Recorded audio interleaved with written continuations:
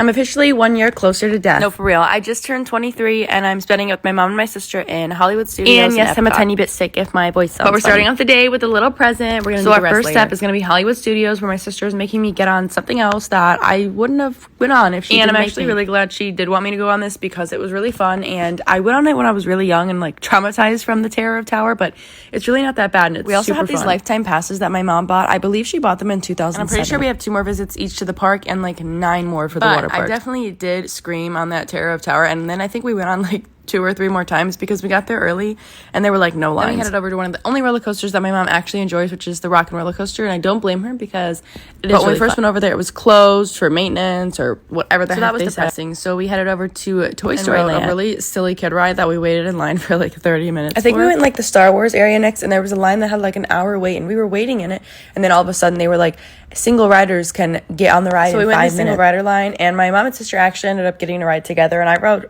alone, but it was really cool that we could just jump on that ride in 5 minutes. We really wanted to go back to that Rock and Roller Coaster though, so in the meantime we went to get Starbucks, my free birthday Starbucks that they didn't even let me get. So my mom actually bought me my Starbucks, and my sister got me a cake pop. Their cake pops are so good. And we finally made it back to the Rock and Roller Coaster line. They said that they're down for maintenance again, but we stayed in the line.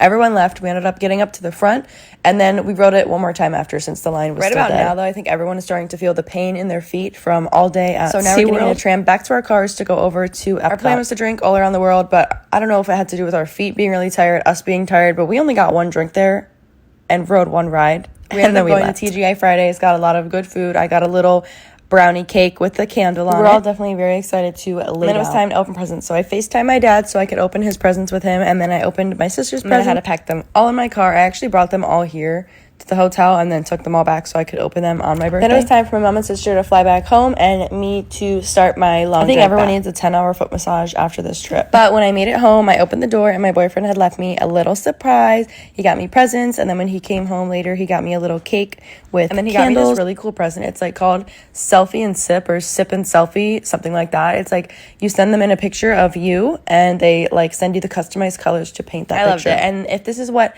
1 year closer to death looks like, I'll take it. Happy birthday to me. Bye.